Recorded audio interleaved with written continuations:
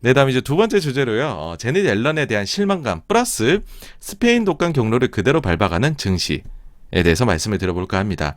사실 저는 제닛 앨런의 팬이에요. 여러 차례 찬사를 표명을 했습니다. 왜 그랬냐면 옐런의 임기가 14년에서 18년이었어요. 그때 사이에 어땠냐 하면은요. MDD라 해요. 우리가 맥시멈 드로우다운이라 그래서 고점 대비 저점이라고 하는데 단기 고점 대비 단기 저점. 이게 10%가 안 나왔었습니다. 그 정도로 옐런의 시기에는 주식이 변동성이 적으면서도 계속해서 우상향을 했던 시기입니다. 더없이 편안했던 주식시장이었죠. 이만큼 편안한 주식시장은 없었을 거예요. 그래서 참 기억이 좋았습니다. 옐런은 잘하는 사람, 신중한 사람, 아우 좋아. 이렇게 저는 생각을 해왔죠. 그리고 능력도 탁월하다고 여겼던 것이 서프라임 모기지 사태를 미리 경고를 했던 걸로도 유명했고요. 그러니까 분석 능력이 대단히 뛰어나다는 거죠. 그리고 남편분도 뛰어나세요. 조지 에컬로프 노벨 경제학 수상자이십니다. 그러니까 부부가 아주 능력이 있으시다. 얼마나 잘할까. 근데 이번에 좀 실망을 많이 했어요. 뭐에 대해 실망했냐. 그 전주 주말에 뉴스가 하나 나왔습니다. 자, 옐런 재무장관께서 좀 책을 하나 쓰신다고 해요.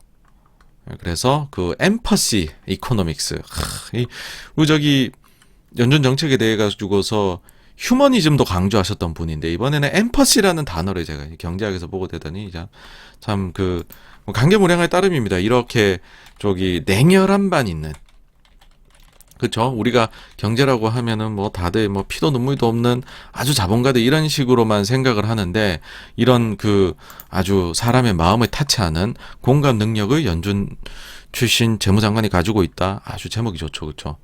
이게 보니까는 이 책이 9월 27일 날에 올해 나오게 된다라고 합니다. 근데 요 자서전을 보통 이제 본인이 쓰질 않잖아요. 그 전문 저자, 이제 쓰시는 분을 고용을 해가지고 사게 되는데, 이 자서전에 쓰고 있는 요 분입니다. 오웬이라는 분. 요 분이 이제 언론에 인터뷰를 했어요.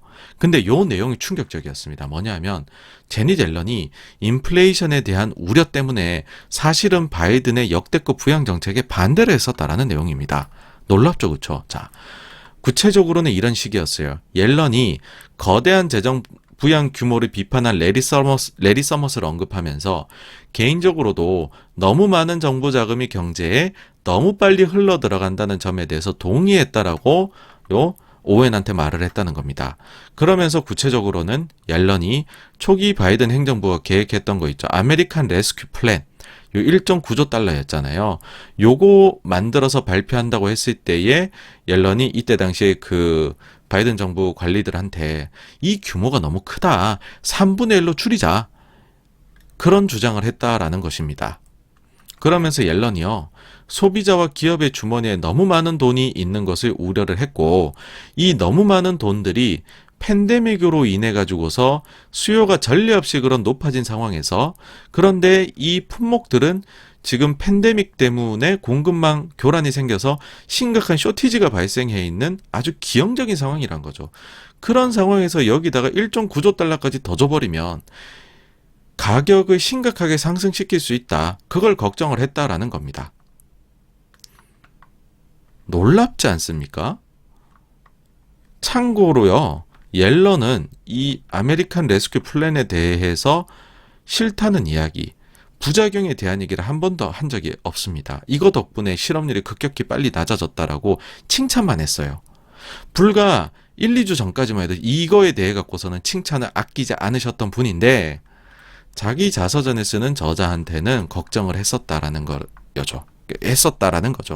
그러니까 이렇게 돈 풀면 인플레가 올 거다라는 걸 옐런은 미리 알고 있었다라는 겁니다.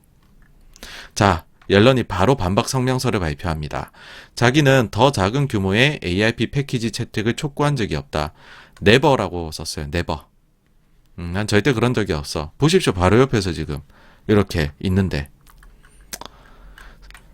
그러니까 지금 이제 할 수 있는 말은 그거죠. 책 쓰시는 분이 잘못 들었다. 아니면 자기가 그런 의도로 얘기한 게 아닌데 책 쓰시는 분이 지금 잘못 이거 이해를 했다. 그럼 이제 그런 건데 솔직히 만약에 트럼프가 이런 말실수하면 그렇게 얘기했다고 얘기하면 사람들이 믿어줄 겁니다. 근데 옐런이라고 하면 안 믿어줄 거예요. 왜 그러냐면 옐런은 정말 신중한 사람이거든요. 지난주에 요 사진 가지고 왔었죠. 이제 그 바이든 대통령이 기강 잡으려고 이제 파월 의장을 불렀던 자리인데, 그 요번에는 다른 용도로 써보겠습니다. 옐런 재무장관은 여전히 마스크를 쓰고 있어요.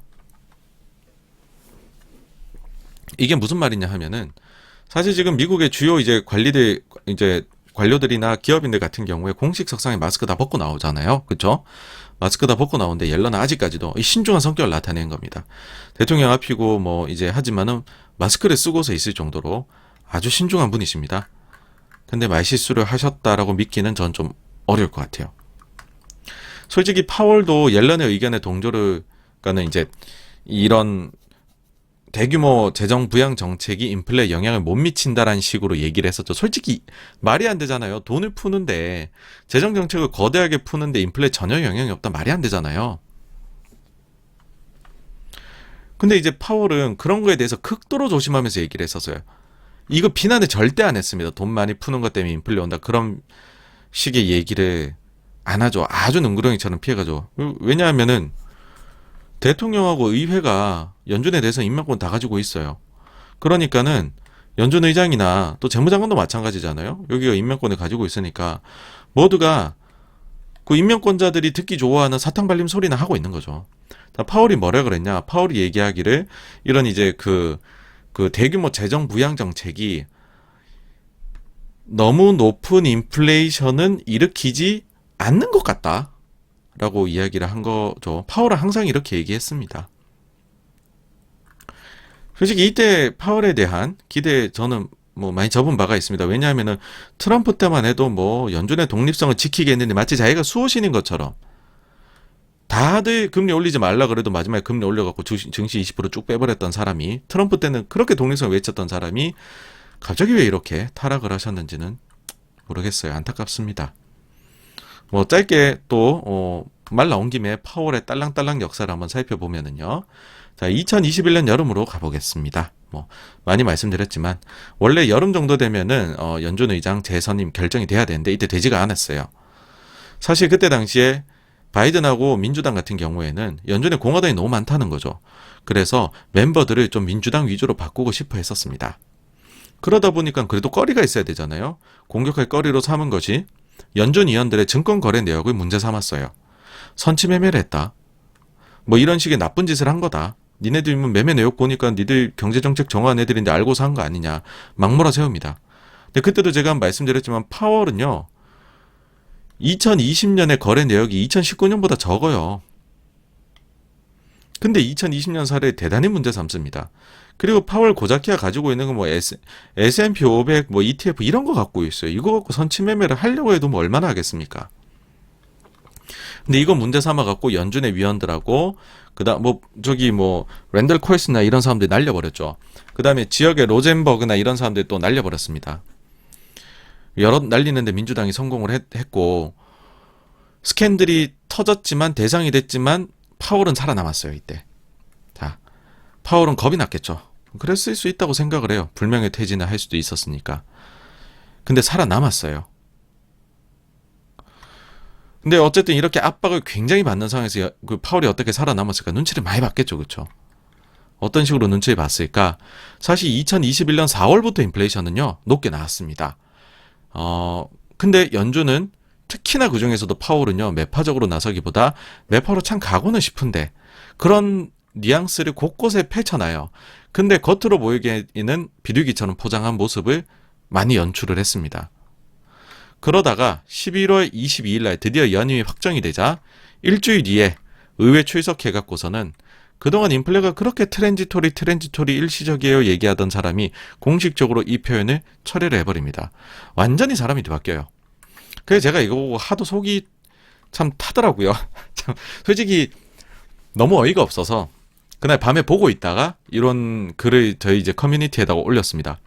2021년 11월 30일 제롬 파월의 의회 출석은 2013년도 5월 22일에 벤 버냉키 전 의장의 의회 출석하고 같다. 즉 2021년 8 테이퍼 텐트럼이다.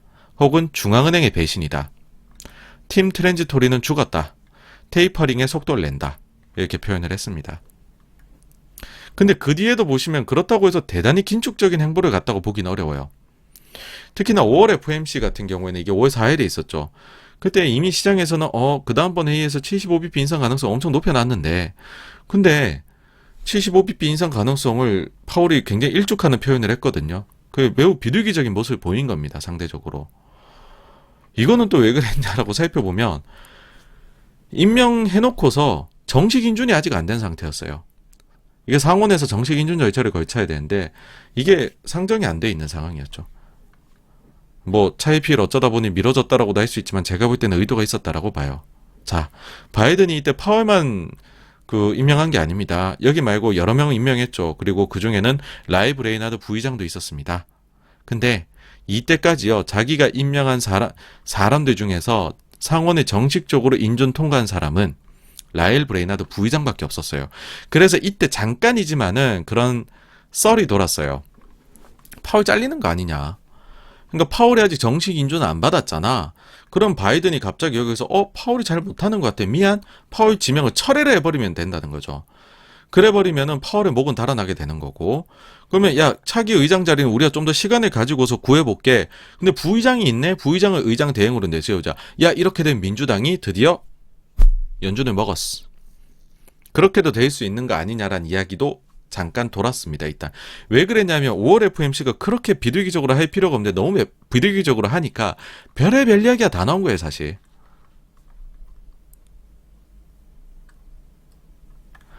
근데 이 음모론을 좀 더 파고 들어가 보면 이게 진짜 맞는 거라면, 그러니까 파월이 주식시장을 신경 쓰고 있다 보니까는 너무 매파적으로는 얘기 못해서 비둘기적으로 이야기하다가 스텝이 막 꼬인 게 아닐까.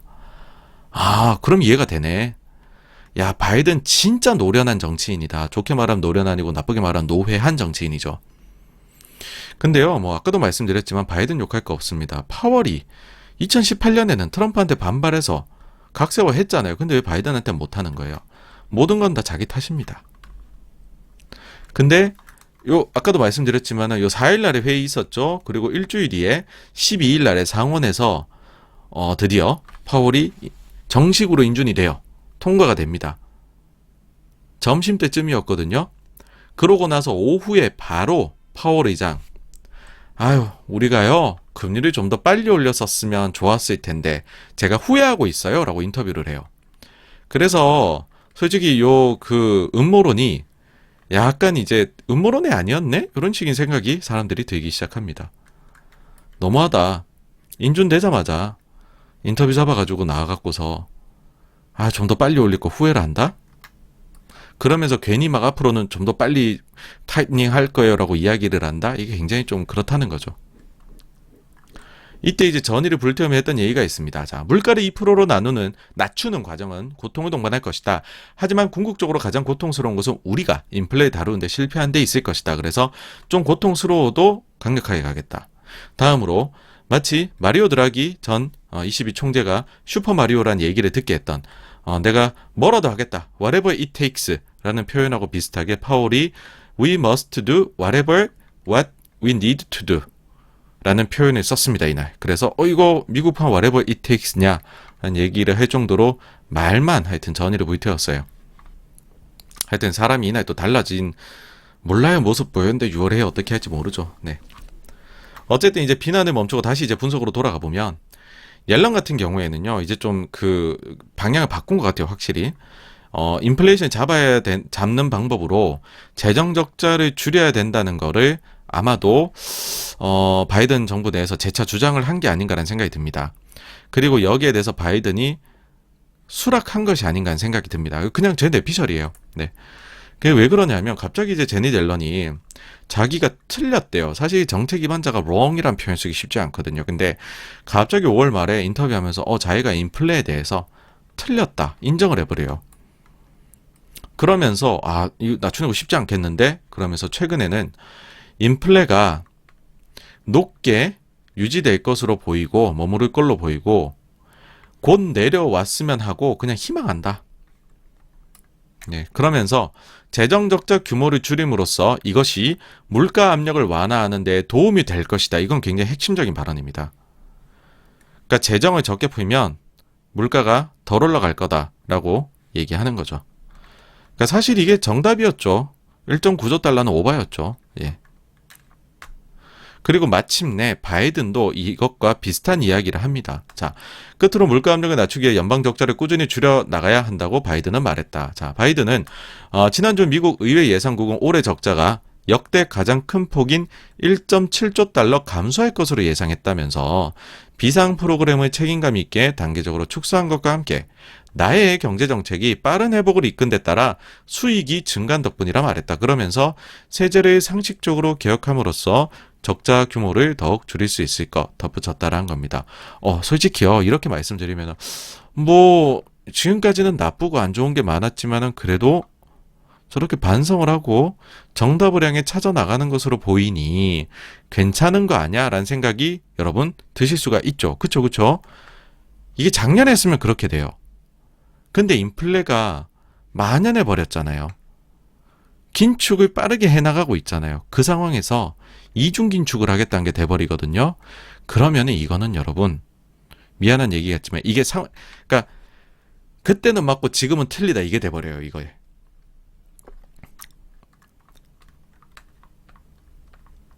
일단은 5월 14일 날, 바이든 대통령 코멘트도 일단 한번 보고 갈게요. 자, 바이든 대통령 나와가지고서 비용을 낮춥시다, 인플레를 잡읍시다, 이러면서 이제 얘기를 합니다. 그때 했던 얘기가 대중관세 철회 시사, 인플레 잡는 게 대통령 최우선 업무, 근데 인플레 잡는 건 내 책임 아니고 연준의 몫이고 내가 임명한 사람 빨리 인준해 달라. 쭉쭉쭉쭉 하면서 이제 얘기할 때 이런 얘기를 했죠. 자, 올해 추가로 재정 적자가 감소할 거다 이런 얘기했고 제가 그때 이렇게 이걸 평했습니다. 전형적으로 위기 이후에 재정 건전성을 회복해 나가는 그림이고 이는 유동성에 부정적일 것이다. 그쵸? 제가 부정적일 거다라고 코멘트를 했습니다. 왜 그러냐라고 하면 과거 사례 때문이란 겁니다. 자, 전대미문의 사태, 이런 독감이나 전쟁 같은 거 얘는 이제 함께 왔었죠. 1910년대 후반에는. 그러면 사람들이 와, 나 큰일 났어 하면서 확장적 재정 정책에 다들 동의를 하게 된다는 겁니다. 그 돈을 풀어요. 미국 정부 부채 비율 보세요. 10%였다가 36%까지 2년 만에 올라갑니다. 근데 전쟁은 끝났어. 독감도 정복됐어. 그러니 야, 우리 이제 확장 재정 정책 하지 말고 건전 재정 긴축하자. 30으로 줄입니다. 2차 대전 때도 마찬가지입니다. 38%에서 118%까지 늘려요. 근데 그 뒤에 103, 92로 줄여요. 이때 무슨 일이 발생하냐, 그 다음에 주식시장에. 요게 1910년대 후반입니다. 증시가 요때 미국의 1차 세계대전 참전하고 그 다음에 스페인 독감을 동시에 겪게 됩니다. 그래서 증시가 30% 쭉 빠져요. 다우지수가 105에서 70 초반까지 떨어집니다. 근데 그 다음에 돈을 막 푸니까는 증시가 그때부터 2배를 순식간에 올라가 버려요. 쫙 해갖고서 120까지 가버리죠. 근데 그 다음에 아까도 말씀드렸지만은 전쟁 끝나요. 독감도 끝나요. 돈을 걷어들여요. 그럼 좋아야 되잖아요. 이제 사람들이 제정신을 차렸군. 아닙니다. 긴축을 너무 동시에 해버리는 거예요. 그러니까 이렇게 될 것 같으니까 미리 해나가야 되는데 과도하게 부추기고 과도한 긴축을 하게 된다는 거죠. 그래서 이때는 상황이 극단적으로 나빠집니다. 그래서 전쟁과 팬데믹의 저점보다도 더 저점까지 떨어져요. 반토막 납니다. 유동성이 사라지면요, 힘들어요.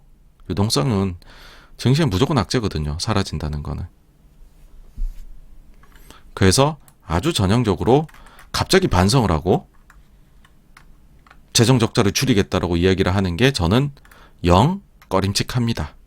네, 그래서 스페인 독감의 경로를 밟아가고 있는 거 아니냐, 똑같이 그런 생각이 듭니다. 과거를 보고 조금 저희가 공부를 했으면 하는데 잘 안 되네요. 그래서 여기까지가 두 번째 주제에 대한 얘기였고요. 다음으로 넘어가도록 하겠습니다.